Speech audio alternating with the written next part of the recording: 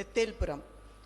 I remember my mother telling me that he would even swim across the stream and reach home. There were days when by the time they reached the stream, water was overflowing and he would swim across and come home.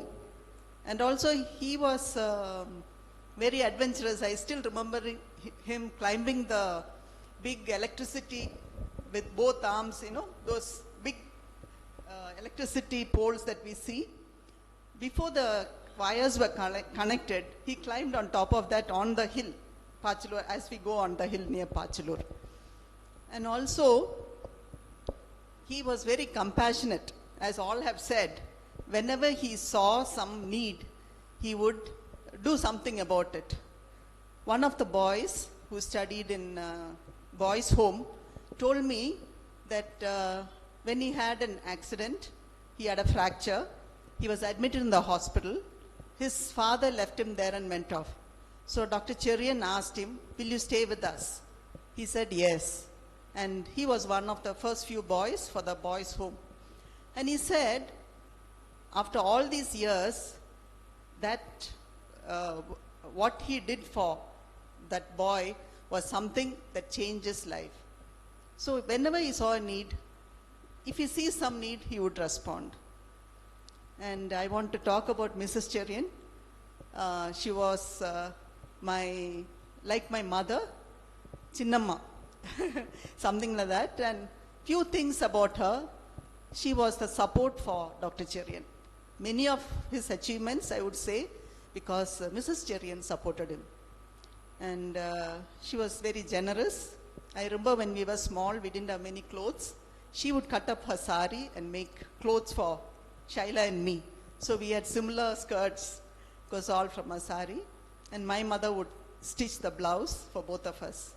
When I started wearing sari, she took me to her house and opened, which I don't know if it was cupboard or box, and she said, "These are my saris, choose the best one you like."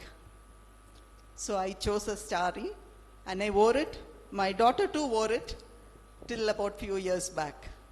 And I saw her heart to help me to do well.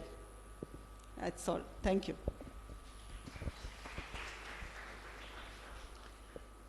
Thank you, Nirmala.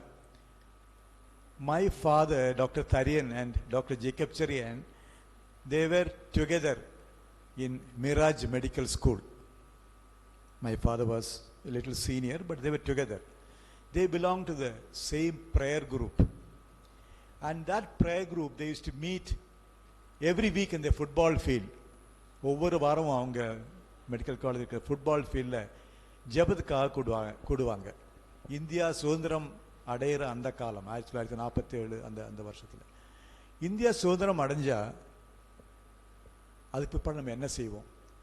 நிறைய பேர் சொன்னாங்க, India சுதந்திரம் வந்தால் இந்த mission hospital நடத்துகிற மிஷனரிஸ்லாம் போயிடுவாங்க அவங்க நாட்டுக்கு. அப்போ எல்லாரும் யோசிச்சாங்க, என்ன பண்ணலாம், மிஷன் ஹாஸ்பிட்டல் யார் நடத்துறது? அப்போ அந்த ப்ரேயர் குரூப் இருந்தவங்க கொஞ்சம் பேர் சொன்னாங்க, நம்ம ஏன் மிஷனரிஸை நம்பிட்டு இருக்கணும்? ஏன் நம்மளாவே மிஷன் ஹாஸ்பிட்டல் நடத்தக்கூடாது, ஆரம்பிக்கக்கூடாது? நம்ம நாட்டில் வாழும் மக்களுக்கு உதவி செய்ய நாம் இந்தியர்கள் முன்வர வேண்டும் அல்லவா?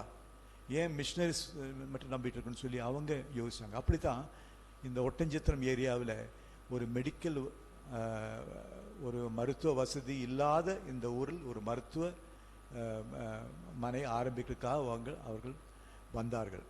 எந்த ஒரு சப்போர்ட்டும் உதவியும் இல்லாமல் தங்களுக்கு இருந்த பணத்தை, தாங்கள் சேமித்த பணத்தை மட்டும் வச்சு சிறிய அளவில் ஆரம்பித்தார்கள்.